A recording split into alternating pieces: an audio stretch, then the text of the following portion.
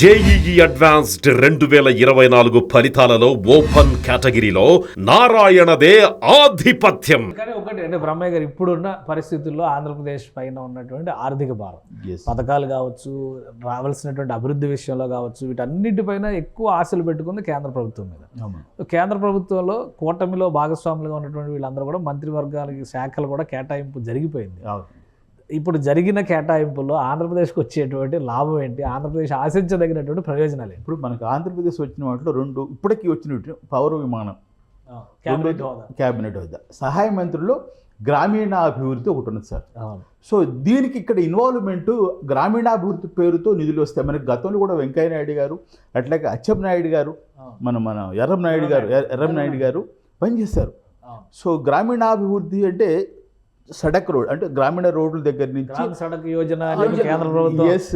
So అట్లాగే వాళ్ళన్నిటి సంక్షేమ పథకాలకు సంబంధించి కూడా దాని ద్వారా ఇంప్లిమెంట్ అవుతాయి. మన్రేగా అన్ని అవి కూడా అదే నిధులు అంటారు కదా. అవునండి, ఎంప్లాయ్మెంట్ గ్యారంటీ స్కీమ్, పనికి అవన్నీ కూడా దాంట్లోనే వస్తాయి.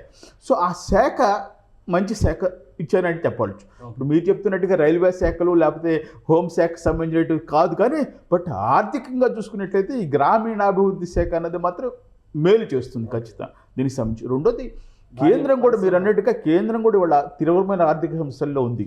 అది కూడా అంత హ్యాపీగా లేదు పొలిటికల్గా. బట్ అనివార్యంగా కొన్ని చూసుకోవాలి. కొన్ని రాష్ట్రాలు ఇప్పుడు ఇంట్లో పేదరికం ఉన్నప్పటికీ కూడా బాగా బలహీనంగా ఉండే బిడ్డకి తల్లిదండ్రులు జాగ్రత్తలు తీసుకుంటారు. కుటుంబం పేదరికమే, కానీ బాగా బలహీనంగా ఉన్న పిల్లాడికి కాస్త జాగ్రత్తలు తీసుకుంటారు. ఆంధ్రప్రదేశ్ ఇప్పుడు కమ్జోర్ స్టేట్. ఎస్, కాబట్టి ఖచ్చితంగా దీని పట్ల కేంద్ర ప్రభుత్వానికి సదుద్దేశం ఉండాలి. ఇక్కడి నుంచి రిప్రజెంట్ చేసే నాయకులు కూడా ఆ ఉద్దేశంతోనే ఆ నాయకులతో మాట్లాడి మనకు కావాల్సిన అవసరం తీర్చుకోవాల్సిన అవసరం ఉంటుంది. ఈ సందర్భంగా నాకు ఒక ఇది ఉందండి, అబ్జర్వేషను. ఎన్ని మంత్రిత్వ శాఖలు మనకు కేటాయించబడ్డాయి అన్నది ముఖ్యం కాదు.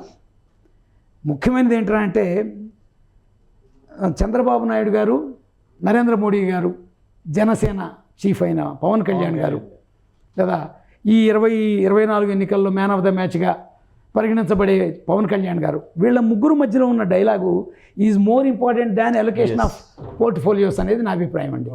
ఎందుకంటే ఎన్డీఏలో ఒక కీలక భాగస్వామ్యం లభించడం ఆంధ్రులు చేసుకున్న అదృష్టం ఈ సమయంలో.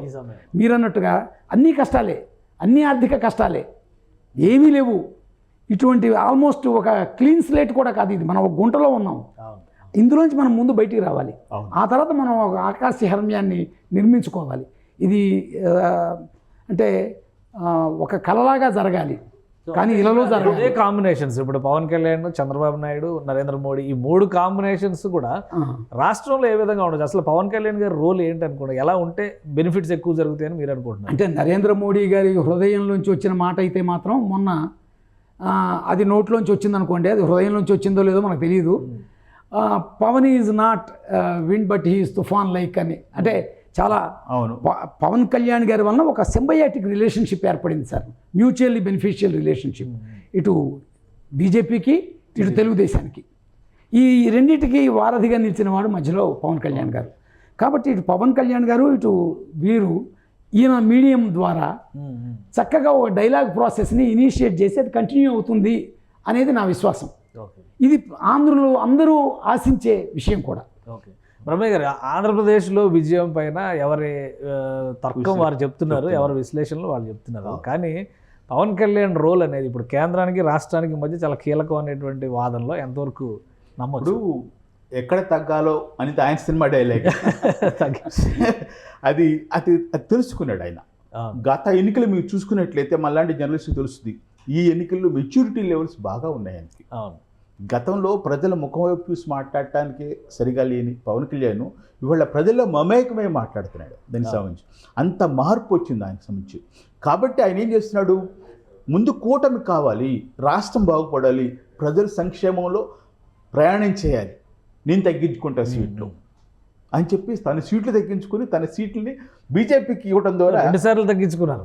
అసెంబ్లీ తగ్గించుకున్నారు, లోక్సభ తగ్గించుకున్నాడు. అంటే అక్కడ మెచ్యూరిటీ తెలుసు. అందుకోసం వాళ్ళ మ్యాన్ ఆఫ్ ది మ్యాచ్కి ఆయన చెప్పడానికి కారణం ఏంటంటే ఆయన త్యాగాలు. దానివల్ల ఆయన గొప్ప వ్యక్తిగా వాళ్ళు మారాడు. దానివల్ల 100% రిజల్ట్ కూడా వచ్చింది. ఆయనకి రిజల్ట్ ప్రజలు గుర్తించారు దాన్ని. ఇవాళ విచిత్రం ఏంటంటే ప్రజలందరూ కూడా ఈయన పవన్ కళ్యాణ్ గారి త్యాగాన్ని ఆయన మెచ్యూరిటీని గుర్తించారు. అందుకోసమే ఎక్కడ ఒక్క సీటు కూడా 100% రిజల్ట్ కదా, అవును. అంత గొప్పగా ఆయన చేశాడు. ఇప్పుడు దాదాపు మొత్తం 175 సీట్లు పోటీ చేసిన వైఎస్ఆర్సీపీ 11 వస్తే 21 వచ్చేసింది కదా ఆయనకి. మరి ఎందుకంటే గొప్పతనం ఏముంది దానికి సంబంధించి, ఇక్కడ లైవ్ ఎగ్జాంపుల్, లైవ్ కంపారిజన్ కనిపిస్తుంది దానికి సంబంధించి. అందుకోసమే ప్రధానమంత్రి లాంటి ఆయన అది గమనించే toofan like it toofan, so wave of the Pawan Kalyan అని చెప్పేసి ఆయన ప్రత్యేకంగా మెన్షన్ చేశాడు దానికి సంబంధించి.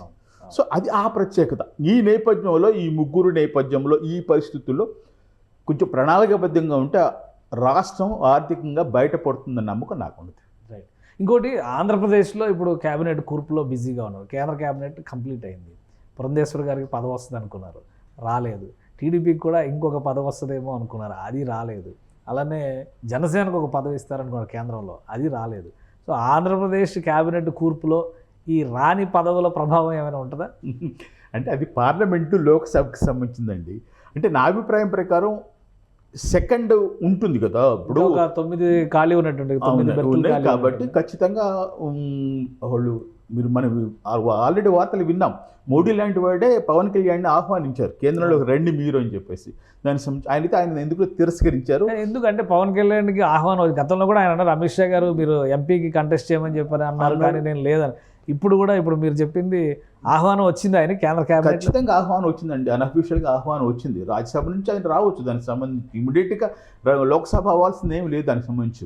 బట్ వాళ్ళు బీజేపీ వాళ్ళ ఉద్దేశం ఏంటంటే ఒక పవర్ఫుల్ లీడరు తమ పార్టీలో లేదా ప్రభుత్వంలో ఉంటే, కేంద్రంలో ఉంటే బాగుంటుందని వాళ్ళ ఉద్దేశం. దానికి సంబంధించి ఈయన ఎఫెక్ట్ కూడా 3-4 రాష్ట్రాల్లో ఉంటుంది కాబట్టి అందుకోసం వాళ్ళు ఆశపడి పిలిచారు. బట్ ఈయన కాన్సెప్ట్ వేరు. ఈయన ఆంధ్రప్రదేశ్లో ఒక సామాజిక వర్గం నుంచి ఒక ప్రతినిధిగా ఉన్నాడు. ఆ ప్రతినిధి యొక్క ఉద్దేశాన్ని ఆయన ఎన్నికలకు ముందు కూడా ఒప్పందం కుదుర్చుకునేటప్పుడు చాలా మంది ఒత్తిడి తీసుకొచ్చారు. దాన్ని ముఖ్యమంత్రి వచ్చేలాగా మీరు ఒప్పందం పెట్టుకోండి, కనీసం 2 ఏళ్ళు ఉండాలి, ఇట్లా ఒత్తిడి చేశారు. ఆయన దేనికి కూడా లొంగలేదు. ఆయన లొంగకుండా వాస్తవాన్ని గ్రహించి రాష్ట్ర ప్రజల కోసం ఆయన తగ్గాడు. కాబట్టి కేంద్రంలో ఉంటే పవన్ కళ్యాణ్ ఇంకా అది రాష్ట్రానికి ఇంకా ఎక్కువ ప్రయోజనం ఉండొచ్చు.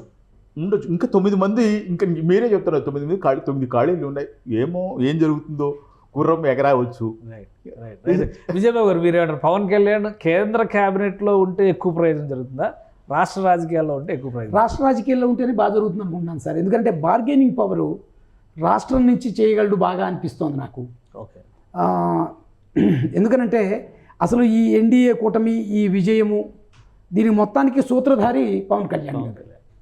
ఇది నిస్సందేహంగా 2 ఏళ్ల నుంచి ఆయన అదే చెప్తా వచ్చారు కదా, 2 ఏళ్ల నుంచి. ఇప్పుడు ఆయన వామనావతారం ఎత్తడం కోసమని మా మిత్రులు బ్రహ్మయ్య గారు చెప్పినట్టుగా 2 సార్లు తగ్గారు నెగ్గడం కోసమని.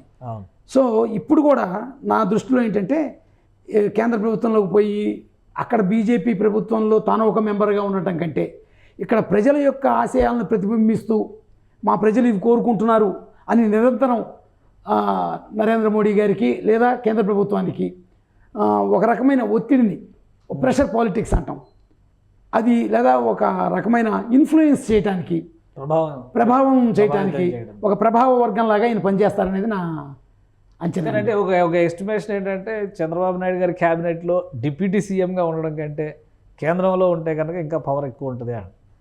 నిజంగా అట్లాంటి పవర్స్ వచ్చే అవకాశం ఉంటుందా కేంద్ర క్యాబినెట్లో? Focus more on the state if he is in the state government. ఇప్పుడు పవర్కి సంబంధించి చెప్పారు చూసారా, ఇక్కడ ఏంటంటే మనకి కొన్ని ఇవి ఉంటాయి, ప్రోటోకాల్స్ ఉంటాయి కదా. యాక్చువల్గా కేంద్ర ప్రభుత్వం క్యాబినెట్ హోదా మంత్రి ఉన్నప్పుడు ముఖ్యమంత్రి కూడా సెకండరీ ఉంటాడు. ఒక వేదిక మీద కూర్చున్న ప్రోటోకాల్ ప్రకారం cabinet minister is the first position, second is the CM. అంత ప్రోటోకాల్కి సంబంధించి అయితే మనం ప్రజలను దృష్టిలో పెట్టుకొని ప్రజల యొక్క మధ్య ఉన్నటువంటి ఇమేజ్ని దృష్టిలో పెట్టుకుంటే ఏమి పనికిరావు ప్రోటోకాల్స్. ఇప్పుడు పవన్ కళ్యాణ్ గారికి డిప్యూటీ సీఎం కంటే ఆయనకున్న పవర్ ఎక్కువ, ఆయనకున్న ఇమేజ్ ఎక్కువది. సో ఆ పదవి సమస్య కదా, డిప్యూటీ సీఎమా లేకపోతే మంత్రా అది కాదు. ఆయన ఏదైతే ఆయనకున్న ఇమేజ్ ఉందో ఆయన ముందు నిలబెట్టుతుంది. రేపు పొద్దున చంద్రబాబు నాయుడు సీఎం అయినా ఆయనతో సమానంగానే ఆయన ఇమేజ్ ఉంటుందని నా అభిప్రాయం. సుమన్ టీవీలో మీ పర్సనల్ అండ్ బిజినెస్ ప్రమోషన్స్ కోసం కింది నెంబర్కి కాంటాక్ట్ చేయండి.